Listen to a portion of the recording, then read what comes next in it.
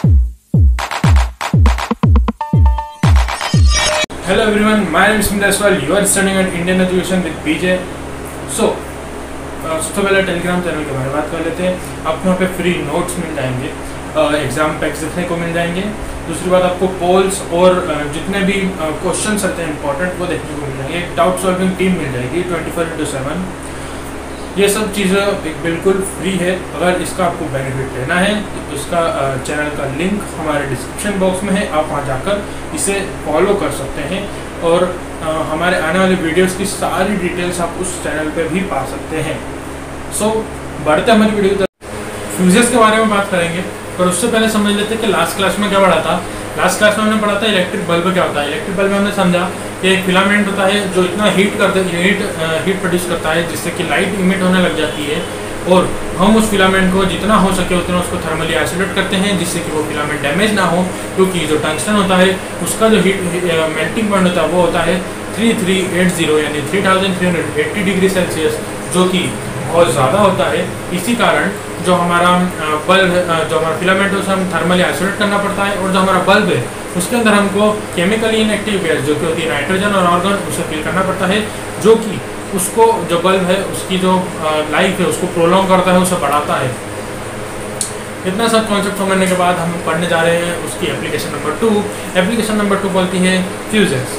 Fuses क्या होता है? फ्यूजेस आप समझो कि आप सबके घर में लगा हुआ है, पर उसको आज हम MPPs बोलते हैं, या फिर जो हमारी आपने देखा होगा आपके घर के बाहर एक लगा होगा एक वाइट कलर का बॉक्स जैसा, उसे हम बोलते हैं MCBs।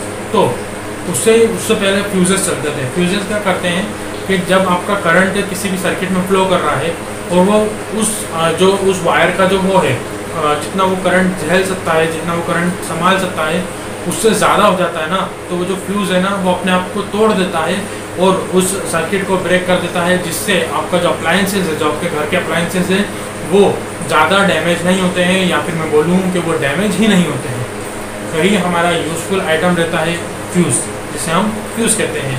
फ्यूज़ को समझते हैं कि जब भी जो करंट होता है वो ज़्यादा होता है किस चीज़ में, जो उसकी स्पेसिफाइड वैल्यू है, जो उसको जो वैल्यू असाइन की गई है किसी भी वायर को किसी भी सर्किट के अंदर, तब जो स्पेसिफाइड वैल्यू होती है वो जब ज़्यादा होती है, जब वो इंक्रीज हो जाती है, तो जो ये हमारा फ्यूज़ है वो मेल्ट हो जाता है, जो फ्यूज़ का वायर होता है वो मेल्ट हो जाता है, हमारा सर्किट ब्रेक होता है, और इससे हमारे जो अप्लायंसेस है वो शॉर्ट सर्किट होने से बच जाते हैं। वहीं हम दूसरी डेफिनेशन की बात करें तो फ्यूजेस जो कि एक इलेक्ट्रिक सर्किट के अंदर होते हैं, जो प्रोटेक्ट करते हैं सर्किट को और अप्लायंसेस को by stopping the flow of current. Fuses जो है करंट को स्टॉप कर देते हैं, जिससे कि जो करंट है जितना ज़्यादा हो जाता है कि जो वायर मेल्ट हो जाते हैं, वायर जल जाते हैं, घर में आग लग जाती है, उस सारी चीज़ों से हमें बचाता है और हमारे अप्लायंसेस को भी बचाता है। आपने देखा होगा कि जब आप कई बार आप स्टडीज़ कर रहे होंगे या फिर कुछ भी कर रहे होंगे, तो आपका जो बल्ब है ना वो हल्का सा ब्लिंक होने लगता है। कभी एकदम आपको देखा एकदम डिम हो रहा है, कभी एकदम ज़्यादा इमिट कर रहा है, तो उस समय में कहीं ना कहीं करंट बढ़ रहा होता है या फिर करंट कम होता है। हम बोलते हैं ना वोल्टेज कम हो रही है, वोल्टेज ज़्यादा हो रही है।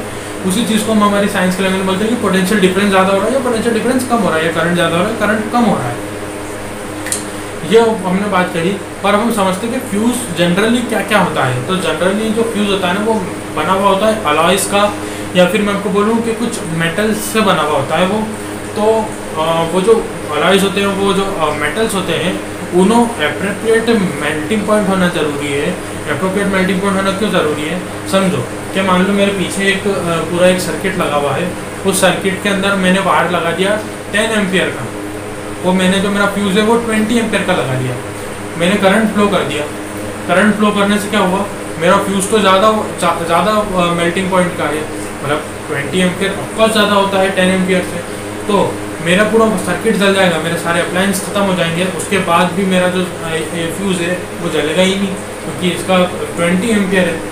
जब उस सर्किट के अंदर 20 एम्पियर आएगा ही नहीं तो वो जलेगा कैसे? इसीलिए जो फ्यूज़ होता है उसे हम जितना भी हमारा वायर है उससे कम उस लगाते हैं, और एप्रोप्रिएट होना चाहिए। ऐसा भी नहीं कि आपका वायर 10 एम्पियर का है और आपने जो अपना वो है क्या बोलते हैं आपका फ्यूज़ होता है उसको आपने 5 एम्पियर का लगा दिया, वो भी गलत है।